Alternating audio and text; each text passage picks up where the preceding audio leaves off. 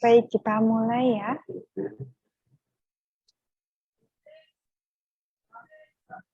Assalamualaikum warahmatullahi wabarakatuh. Selamat siang teman-teman. Pada siang hari ini kita kembali ke podcast AKS, podcast Alberik, Kemas, dan Santi. Oke, perkenalkan diri. Nama saya Santi Murdatila, saya peserta Latsar CPNS Kementerian Perhubungan Angkatan 56 Kelompok 3. Pada siang hari ini saya menjadi moderator untuk podcast Agenda 1. Tugas pertama yaitu untuk membuat podcast wawasan kebangsaan, kemudian analisis isu kontemporer, dan juga kesiapsiagaan bela negara. Pada siang hari ini kita mempunyai dua narasumber, yaitu Mas Kemas dan juga Mas Alberik. Pertama-tama, Mas Alberik bisa perkenalkan diri, silahkan. Ya, terima kasih Mbak Santi atas waktunya. Izin memperkenalkan diri, nama saya Alberik Manda Putra, peserta Latsar gelombang 7 Angkatan 56 Kelompok 3. Dan untuk saat ini saya bekerja di instansi kantor unit penyelenggara pelabuhan Pas 3 Siwa sebagai pengawas pelabuhan. Terima kasih Mas Alberik. Kemudian yang kedua yaitu Mas Kemas, silahkan perkenalkan diri Mas. Baik, terima kasih Mbak atas kesempatannya. Perkenalkan, saya Kemas Ramadan Sukron Alim, peserta Latsar CPNS Kementerian Perhubungan tahun 2022. Saya bekerja di Balai Teknik Perkeretaapian kelas 1 wilayah Jawa bagian Barat. Saya di bagian seksi lalu lintas sarana dan keselamatan. Sekian dari saya, Mbak. Terima kasih. Oke, terima kasih Mas Kemas dan Mas Alberik untuk perkenalannya. Kita lanjut saja ya ke pokok bahasan yang pertama, yaitu mengenai wawasan kebangsaan dan nilai dasar bela negara. Yang ingin saya tahu nih dasarnya dulu, menurut Mas Alberik dulu nih, apa sih wawasan kebangsaan itu, Mas? Bisa tolong dijelaskan dengan kata-kata yang mungkin lebih mudah untuk saya pahami gitu ya. Terima kasih. Oke, siap.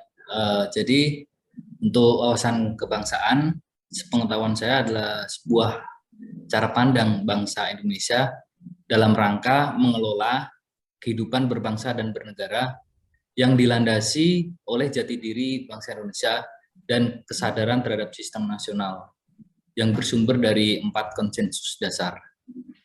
Seperti itu, Mbak Santi. Oke, terima kasih Mas Alberik. Apakah Mas Kemas ada tanggapan lain? Ya, baik Mbak. Menurut saya sependapat dengan Mas Alberik tadi bahwa wawasan kebangsaan adalah cara pandang bangsa Indonesia dalam mengelola kehidupan berbangsa dan bernegara intinya. Gitu Mbak, berdasarkan Pancasila dan ya 4 konsensus itu, konsensus dasar berbangsa dan bernegara. Ya. Oke, siap. Terima kasih Mas Kemas. Nah, kemudian dari tadi nih dibahas terus konsensus dasar. Ada 4 ya, NKRI, Pancasila, UUD 1945, dan juga Bhinneka Tunggal Ika. Yang ingin saya tahu nih, kalau dari Pancasila kan ada 5 sila, mungkin Mas Kemas bisa memberikan contoh entah pengamalan Pancasila atau yang bertentangan justru dengan pengamalan Pancasila tersebut. Adakah contoh yang bisa diberikan, Mas? Ya, baik, Mbak. Saya ada contoh kasus nih mengenai yang bertentangan dengan Pancasila. Dan ini salah satu kasusnya. Jaya terjadi di Kabupaten Jayawijaya, Papua. Akibat perang suku itu 1 orang suku Duga tewas dan 3 lainnya terluka.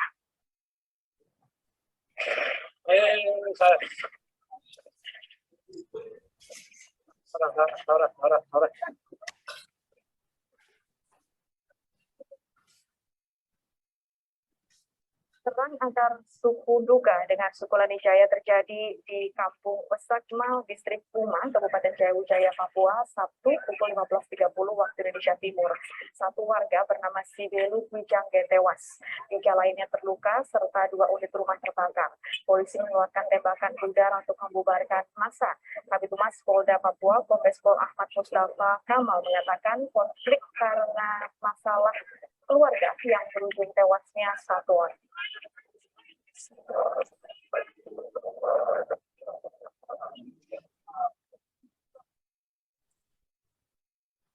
Nah, itu tadi merupakan suatu kasus ya yang terjadi di Papua, perang antar suku, yaitu sebenarnya menurut saya di Papua itu masih minim sekali pengajaran mengenai ataupun pemahaman mengenai Pancasila dan pengamalannya mengenai lima sila yang ada di Pancasila itu. Dan juga bukan cuma di Papua, banyak juga di tempat-tempat lain yang sama. Ada juga perang antar suku.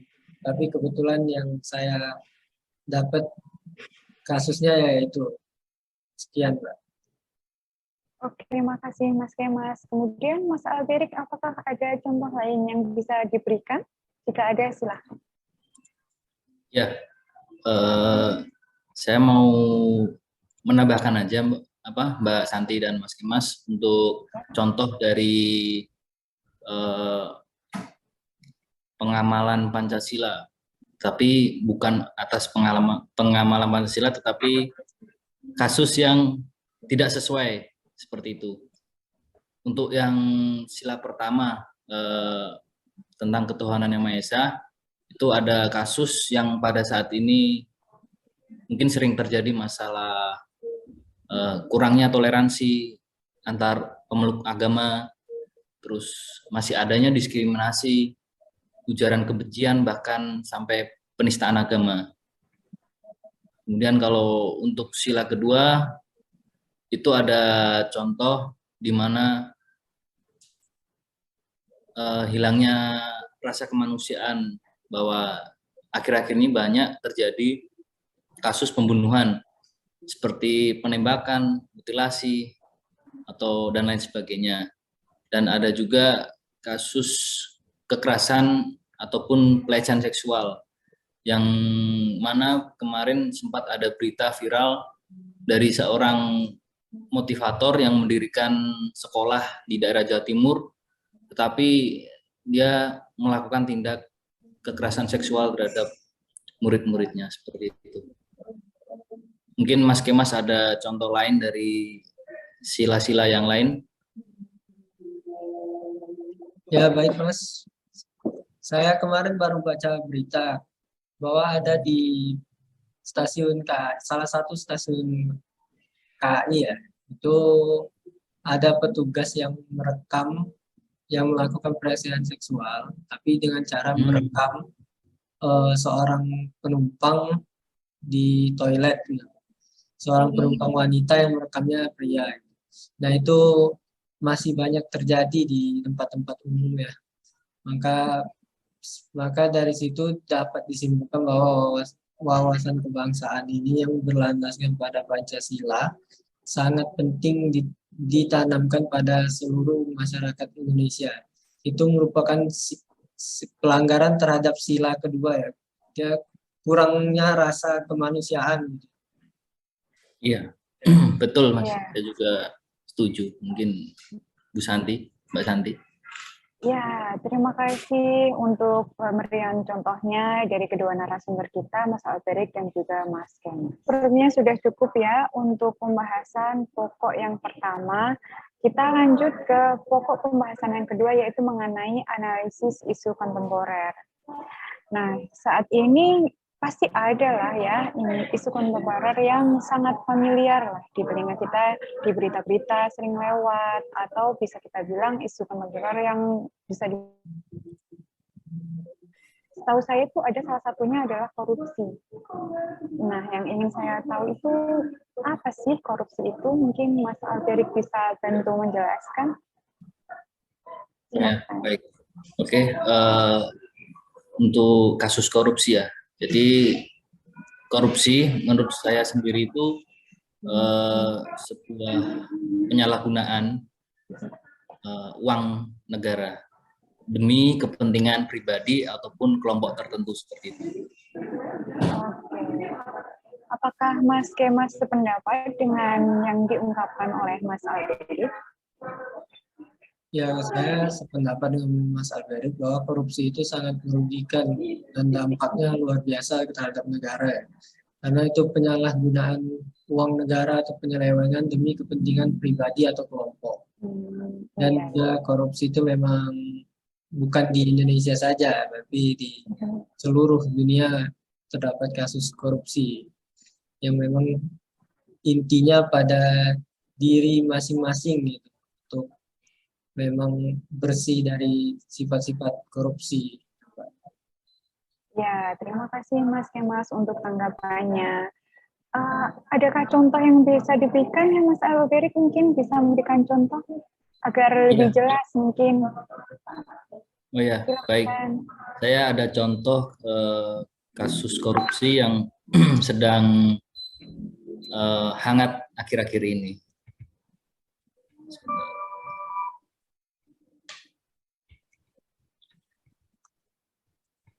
Saya share screen ya. Oh ya, silakan. Ya, silakan. Surya Darmadi ditetapkan menjadi tersangka oleh Kejaksaan Agung terkait dugaan tindak pidana korupsi dan tindak pidana pencucian uang di Kabupaten Indragiri, Hulu Riau. Tak tanggung-tanggung, Darmadi disinyalir melakukan dugaan korupsi hingga 78 triliun rupiah. Angka itu menjadi kasus korupsi dengan kerugian negara terbesar sepanjang sejarah yang ditangani aparat penegak hukum kasus korupsi di Indonesia. Perkara ini menggeser kasus korupsi terbesar sebelumnya, yakni oleh Asabri, dengan perkiraan kerugian negara sebesar 22,7 triliun rupiah. Tak sendiri, Bupati Kabupaten Indragiri Hulu periode 1999 hingga 2008, Raja Tamsir Rahman juga ditetapkan sebagai tersangka. Surya Darmadi sendiri kini berstatus sebagai DPO atau Daftar Pencarian Orang alias buron sejak 2014. Darmadi disinyalir bersembunyi di Singapura yang menjadikannya masih belum ditahan hingga saat ini. Kasus yang pernah menyeret bos Darmex Agro itu merupakan dugaan suap revisi alih fungsi lahan hutan Riau kepada Kementerian Kehutanan yang juga menjerat Gubernur Riau saat itu, Anas Ma'amun, pada 2015 lalu. Adalah contoh dari kasus korupsi di Indonesia yang sedang hangat akhir-akhir ini, yaitu yang dilakukan oleh sebuah kelompok yang dimana utamanya adalah seorang pebisnis kelapa sawit atas nama SD, seperti itu. Dia tidak hanya melakukan sendirian, tetapi sudah lama melakukannya bekerja sama dengan bupati dan juga bahkan gubernur yang sudah terseret pada beberapa tahun yang lalu silam. Seperti itu. Ya, memang miris sekali ya kasus korupsi ini. Kalau kita sering melihat berita itu hal-hal yang sepertinya banyak sekali orang-orang itu, terutama orang-orang yang berada, itu tuh lebih rentan terjerat hal-hal seperti itu. Kemudian untuk pembahasan selanjutnya, analisis isu kontemporer ini mengingat kita ini sedang pada zaman digitalisasi ya. Hampir semua orang pastilah bermain media sosial, bukan begitu ya? Nah, kemudian menurut saya sendiri nih, nggak tahu ya menurut narasumber kita pada siang hari ini, isu kontemporer yang lekat dengan masa atau era digitalisasi ini yaitu mass communication atau komunikasi massal.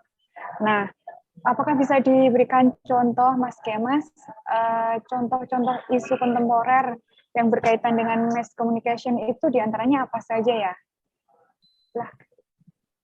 Ya, baik Mbak.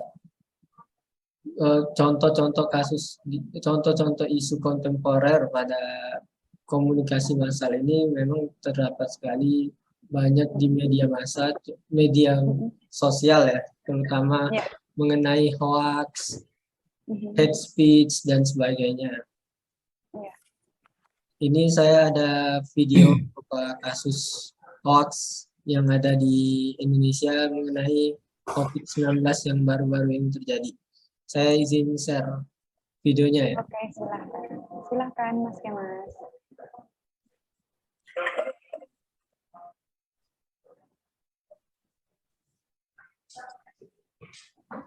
Kita semua juga tidak asing dengan istilah hoax atau berita bohong.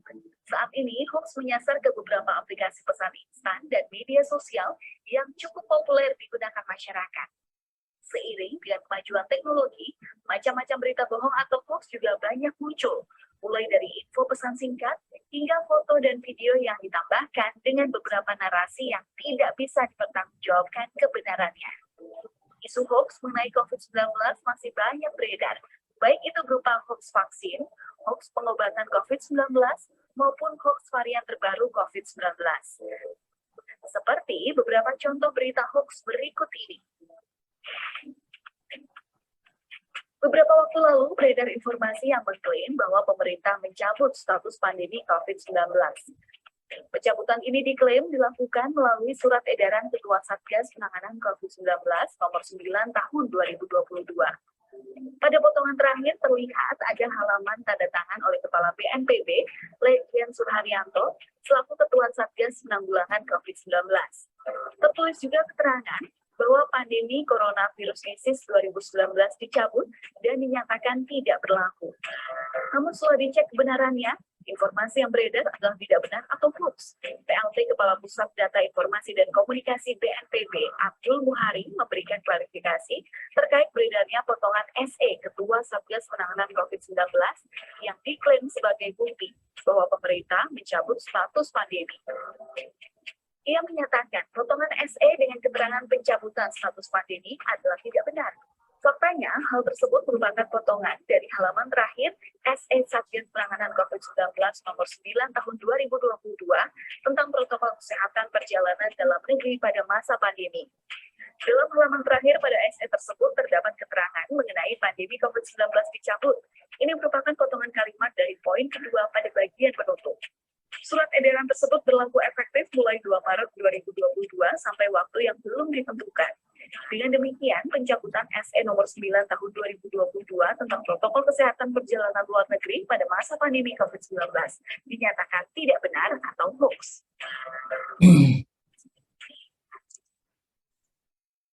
Nah, itu tadi merupakan suatu kasus hoax ya yang ada di Indonesia, apalagi sekarang sedang marak-maraknya COVID ya.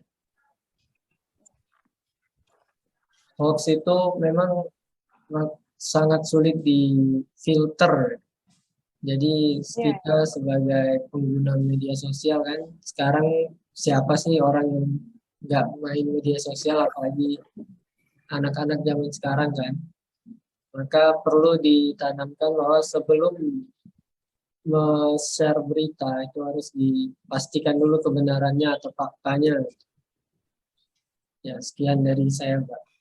Terima kasih Mas Kemas. Memang kita semua ini harus senantiasa bijak bermedia sosial ya. Saya rasa pembahasan untuk yang kedua sudah cukup. Kita lanjutkan untuk pembahasan yang ketiga, yaitu mengenai kesiapsiagaan bela negara. Hal yang mendasar lagi nih yang ingin saya tahu. Mungkin Mas Alberic bisa menjelaskan terlebih dahulu apa sih kesiapsiagaan bela negara, dan kira-kira ada nggak wujud atau tindakan konkret yang sudah Mas Alberic lakukan dalam hal kesiapsiagaan bela negara? Silahkan. Oke, jadi mengenai bela negara, kesiapsiagaan bela negara. Sebelumnya saya mau memberikan sedikit penjelasan tentang apa itu bela negara. Kalau menurut saya, bela negara adalah suatu sikap, tekad, perilaku warga negara yang dilakukan secara ikhlas dan disertai kerelaan berkorban sepenuh jiwa yang dilandasi kecintaan terhadap negara Kesatuan Republik Indonesia ini. Jadi kemudian dijabarkan menjadi sebuah kesiapsiagaan bela negara. Jadi yang mana adalah suatu keadaan siap siaga yang dimiliki oleh seseorang secara fisik, mental, maupun sosial dalam menghadapi situasi kerja yang beragam pada masa sekarang ini. Seperti itu. Oke, terima kasih Mas Alberik. Kemudian Mas Kemas, adakah tanggapan atau tambahan dengan penjelasan dari Mas Alberik tadi? Ya, baik Mbak. Menurut saya kesiapsiagaan bela negara merupakan kondisi warga negara yang secara fisik memiliki kondisi kesehatan, keterampilan, dan jasmani yang prima, serta secara kondisi psikis yang memiliki kecerdasan intelektual dan spiritual yang baik, senantiasa memelihara jiwa dan raganya yang memiliki sifat-sifat disiplin, ulet, dan tahan uji. Dan bela negara ini meliputi yaitu kesehatan jasmani dan mental, dan juga psikis, yang mana pada setiap warga negara yang sudah cukup umur, ya, bisa dikatakan cukup umur, itu sebenarnya harus siap untuk bela negara, ya. Apalagi orang-orang terutama yang baru memasuki dunia kerja. Contohnya seperti kita-kita ini yang sedang melakukan latsar untuk CPNS. Gitu. Oke, terima kasih Mas Kemas dan Mas Alberik. Jadi sebenarnya kesiapsiagaan bela negara ini bisa diterjemahkan dalam tindakan-tindakan yang simpel ya. Misalnya kita membantu sesama warga yang sedang dalam kesulitan atau sekedar gemar berolahraga untuk menjaga kesehatan fisik dan mental. Kemudian mengikuti pemilu aja kita juga udah salah satu wujud dari kesiapsiagaan bela negara ya. Iya, betul Mbak Santi. Jadi mau sedikit menambahkan, mohon izin Mbak Santi. Ya, silakan. Ya, jadi dalam hal kesiapsiagaan bela negara ini pun dapat diwujudkan seperti PBB ataupun itu peraturan baris berbaris, yang mana seharusnya juga apabila kita pada saat ini melaksanakan latsar secara langsung, itu pasti kita akan diajarkan yang namanya peraturan baris berbaris, di mana itu diajarkan untuk semua kita, apalagi bagi anak-anak bangsa, anak muda seperti kita, itu wajib ibaratnya untuk bisa peraturan berbaris seperti itu. Jadi untuk kesiapsiagaan kita apabila ada situasi ancaman mungkin dari negara lain atau bahkan perang. Oke, terima kasih Mas Alberik untuk tambahan penjelasannya ya. Jadi makin jelas nih, apa sih sebenarnya? Oh iya, silakan. Ya, saya setuju sekali sama Mas Alberik ya, bahwa pandemi ini tidak memutus kita untuk melaksanakan latsar ataupun bela negara ini. Ya, betul. Dan juga karena bela negara ini penting, di mana kita diajarkan etika, moral dalam kehidupan sehari-hari, apalagi dalam dunia bekerja. Walaupun benar kata Mas Alberik tadi, kita biasanya dalam latsar ini kita diajarin baris berbaris ya. Nah itu walaupun kita secara online itu juga tidak mengurangi istilahnya kompetensi dari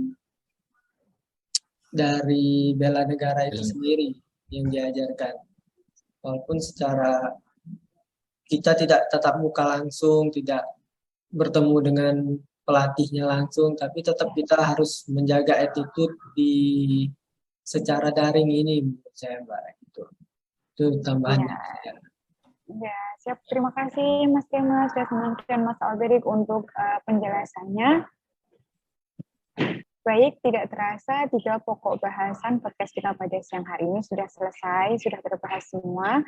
Dapat saya simpulkan bahwa yang pertama itu kita tadi sudah bahas mengenai apa itu wawasan kebangsaan, kemudian pengamalan Pancasila, yang sudah diberikan contoh juga mengenai kebalikannya nih, bukan pengamalannya, justru pertentangan dari pengamalan Pancasila.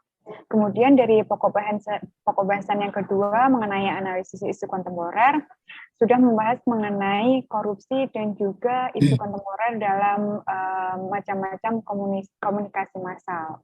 Kemudian dalam pokok bahasan yang terakhir, yaitu mengenai kesiapsiagaan bela negara, kita sudah membahas mengenai wujud sikap kesiapsiagaan bela negara yang sudah kita lakukan itu apa saja sih, sesimpel apa sebenarnya kita sudah melakukan sikap bela negara. Nah, terima kasih untuk waktunya, untuk kesempatannya yang telah disempatkan oleh Mas Kemas dan juga Mas Alberik. Saya rasa saya tutup saja ya sampai di sini karena semuanya sudah terbahas, sudah jelas, semoga bermanfaat bagi pemirsa sekalian. Sampai ketemu di lain kesempatan. Wassalamualaikum warahmatullahi wabarakatuh.